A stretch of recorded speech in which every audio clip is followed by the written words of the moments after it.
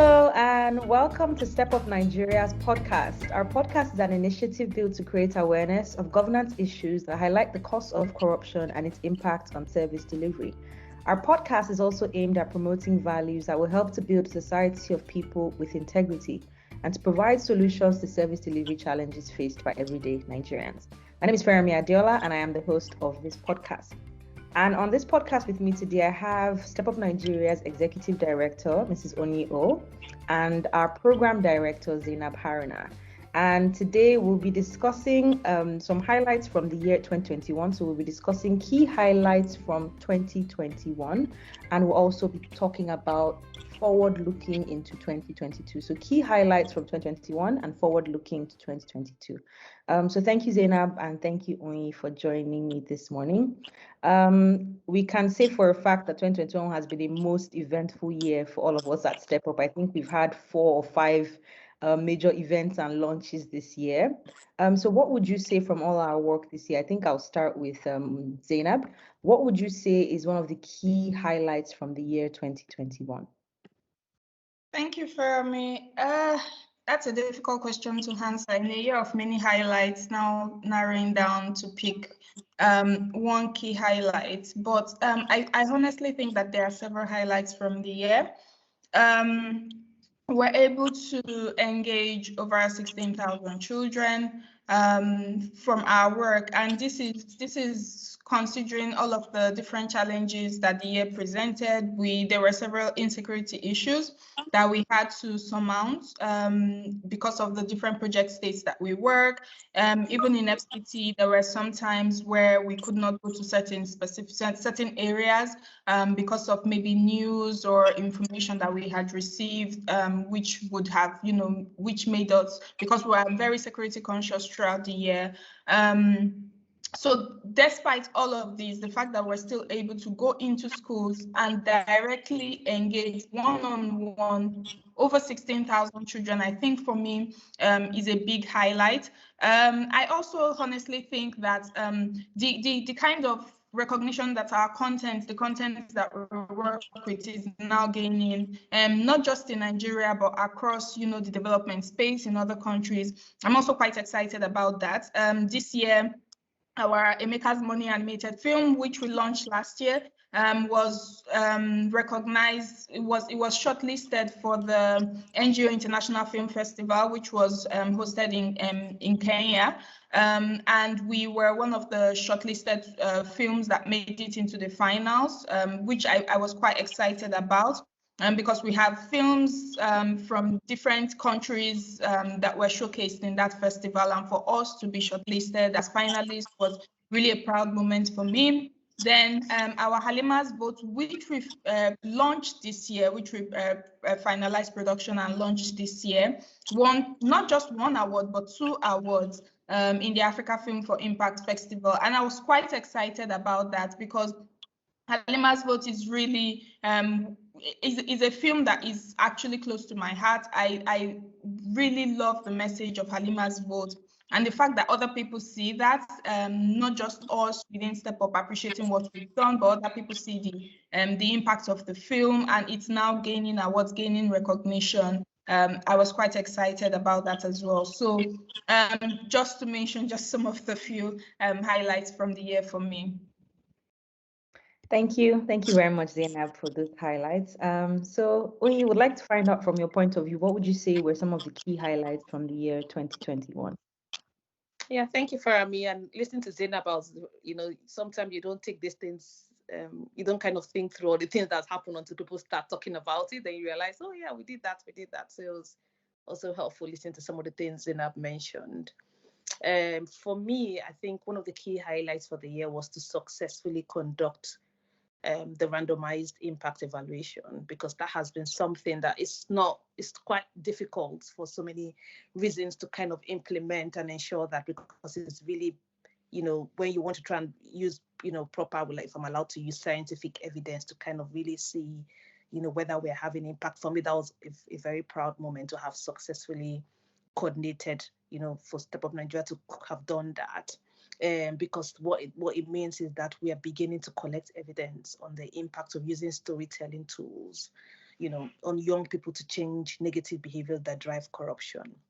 And one of the things that Step Up Nigeria was set up to do was really also around collecting evidence based on what works, when it comes to the anti-corruption space. Is something that, we've always been passionate about. So I feel, I was really happy that we're beginning to do that the results from the randomized impact evaluation we did, which I'll talk about in a different podcast in more detail, has been enabled us to provide that evidence that contributes to that knowledge base around what works and what doesn't work when it comes to anti-corruption education. So for me, that was really powerful. And the fact that the results showed us the impact of our work, I think that was for me to actually, because sometimes you do these interventions, but you're not too sure what's gonna happen. So the fact that for me, actually getting stronger evidence base that, what we are doing from the 16,046 children that we have trained this year, there's a likelihood that, one out of, I can't remember what the statistic is, but I think 1 out of every 10 children, I can't remember, are less likely, to cheat, if they have been instilled with the right, values and education using a storytelling tool. So I think for me that was quite a strong result to see. And I hope, it's not, we're still going to do more of those tests to see whether over time, and also the fact that our results, we also found out, discovering that whilst the storytelling tools, can be impactful, but over time they begin to wane. So it also, showed kind of, I think for me, it was a revealing part to see that the importance of partnering with schools, and which is what we do, working with policymakers, on the need to strengthen, anti-corruption education. So I think for me, it was just that impact evaluation was revealing, and I think for me, it was something that also made us to think through, ways that we can improve what we are doing and ways that we can sustain. It validates our point on the need to sustain anti-corruption education. We can, in order to change behavior.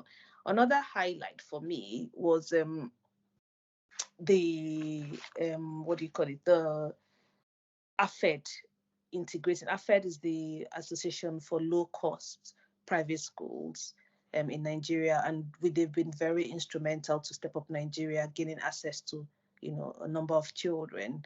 And now because they have their own scheme of work, one of what they've done, that has also been very exciting for me, is that they have taken that, we have supported them in providing technical support on how they can integrate, anti-corruption as a topic within civic education for primary 4 and primary 5, and they are currently finalizing that document, which would now be, so this also another exciting thing for me, because not just have we collected evidence or evaluated, what works, but based on what works, we are beginning, based on the lessons we're learning, to integrate that as well into the scheme of work for schools. So that has been one of my exciting, some of the highlights for me for the year. And of course, the teachers training will always be, something we do every year, for the fact that we are still training teachers, and those teachers are still, training, going back to now teach anti-corruption as well, is also one of, the strong highlight for me. And finally, I think one of the things that struck me this year was when someone from Kazakhstan, approached me that they actually wanted to replicate, actually wanted to just use Emeka's money. I think Emeka's money was, he actually requested to use Emeka's money, to adopt Emeka's money in Kazakhstan. So he needed permission to be able to, because he had to write a letter to his ministry, to do that. So I think, of course, he said it was going to take it's going to be a long process. But the fact that we have someone who was so inspired by the message, inspired by what Step Up Nigeria is doing, I feel like this needs to be replicated in Kazakhstan, I think also was quite exciting to see how this message is going to spread, beyond Nigeria. So those were some of the for me, some of the key highlights for the year, seeing that the anti-corruption education work is being recognized and there's a strong interest to replicate it in, a number of countries.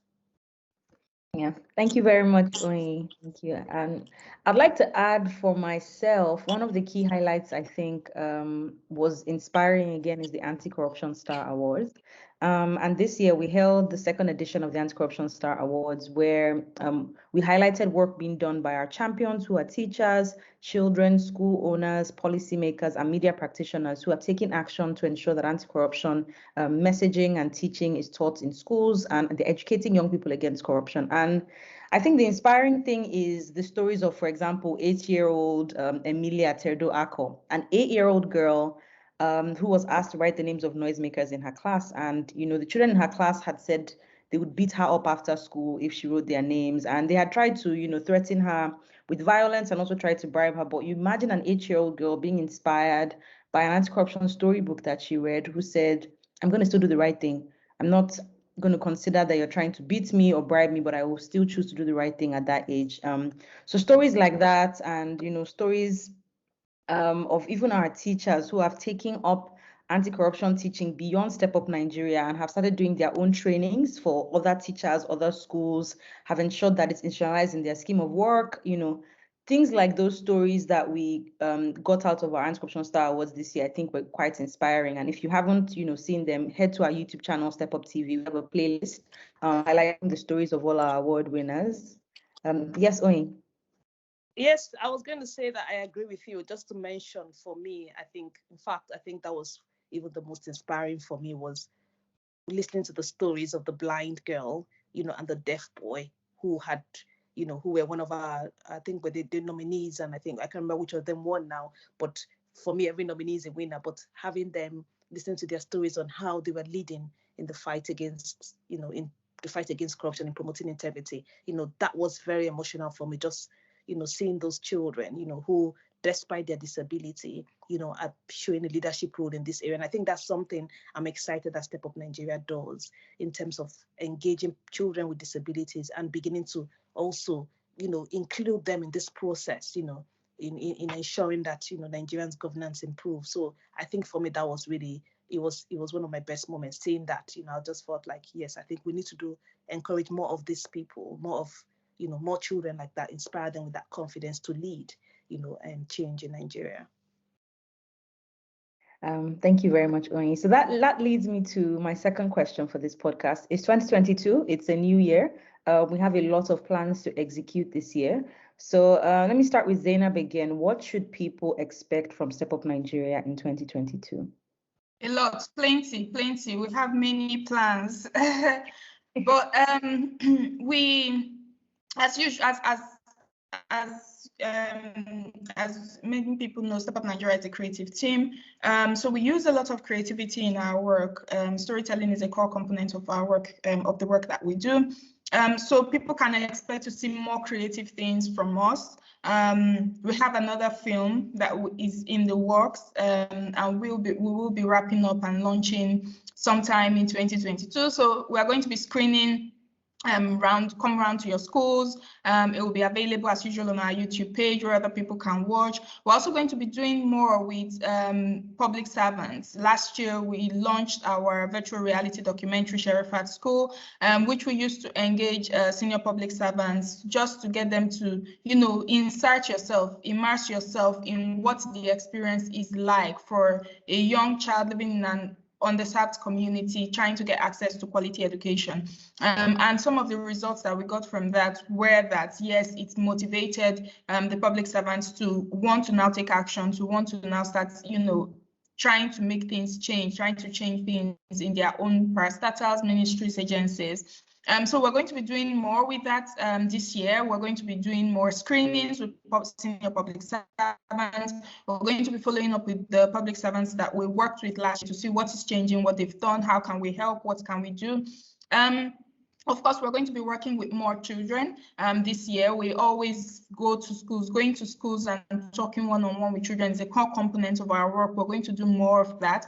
But the brilliant thing this year is that we're going to be doing that in more states. I mean, ultimately, our hope is that every child in Nigeria gets access to anti-corruption education. That's our goal, that's our plan, that's always what we work towards. And that's the reason why I work with a lot of partners, stakeholders, media, teachers, schools, everybody.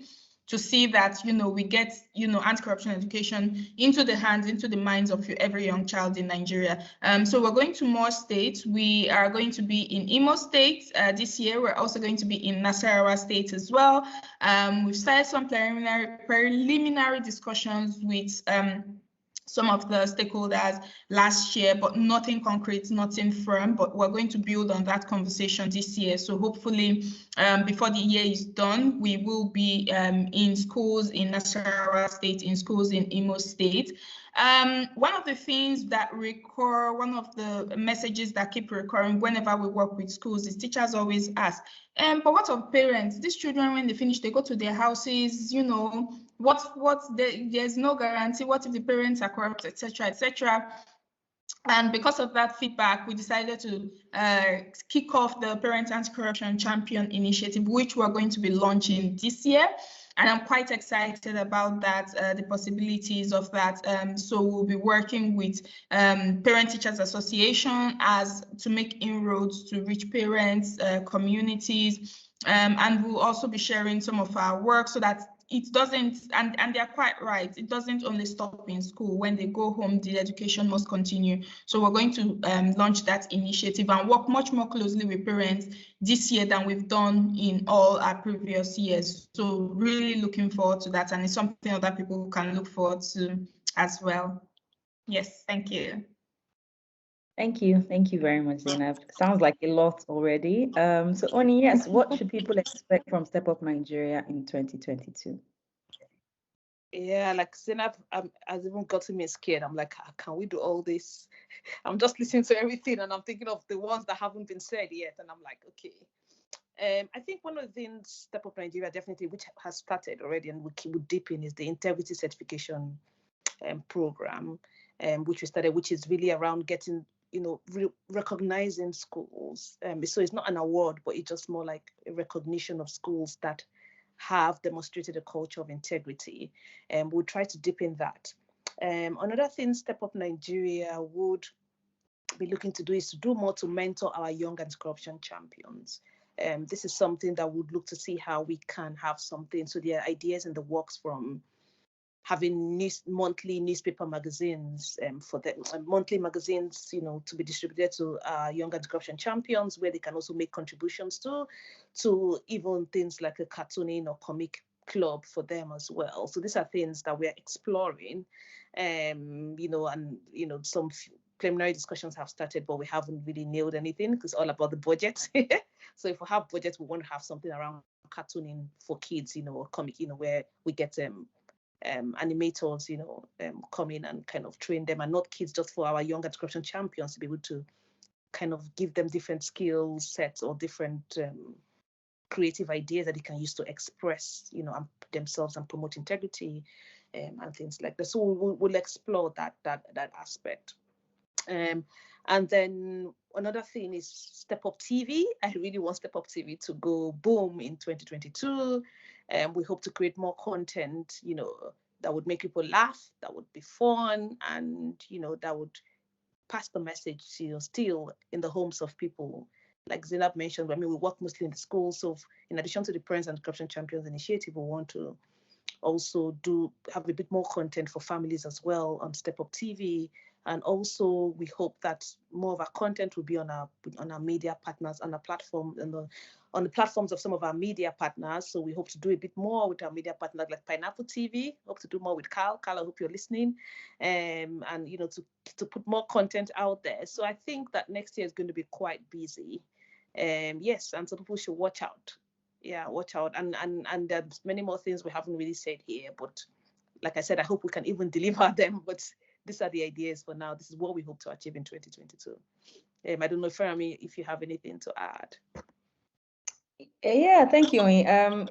It's quite daunting, but at the same time, it's quite exciting, especially because we're launching some new projects like the Parents Initiative, and even the integrity certification will just really kick off fully.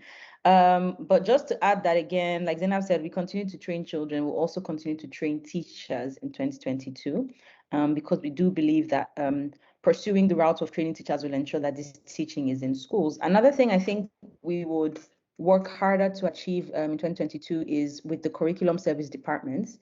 In 2021, all 4 anti-corruption storybooks, Tosin's Story, Emeka's Money, Halima's Vote, and Answer's Speech, were approved by the Lagos State Curriculum Office for use for teaching civic education to primary school children, which was a great achievement for the year.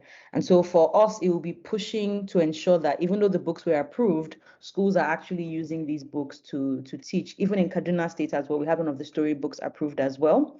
And Halima's Vote has been approved by the NERDC. So it's strengthening our work around ensuring that anti-corruption teaching using these anti-corruption storybooks is entrenched in the curriculum that children learn with every day at school. So that will be something we'll be working hard to do next year. And finally, I would say the Anti-Corruption Star Awards. It's an annual thing. We're happy to have done it twice. There will be another Anti-Corruption Star Awards in this year, 2022. So we're already excited to see the amount of stories that we will get in this new year. Hopefully, we also get a Parent Anti-Corruption Star at the end of the year from the work that they may do from the initiative. So it's really seeing what stories we'll get for the Anti-Corruption Star Awards this year, I think would also be something people should also watch out for. So if we have no other comments, I think we can say for a fact that we did an excellent job in this year and that we will continue to do greater things in years to come. So thank you, our listeners, for listening. It's a new year, so happy new year. I hope to bring you our podcast as well more regularly this year. So stay tuned and continue to listen. Follow us on social media at Step Up Nigeria on Twitter, LinkedIn, Facebook, and Instagram. And remember, Step Up TV is always there with that content for the kids and for the family. Thank you and wish you a prosperous year ahead.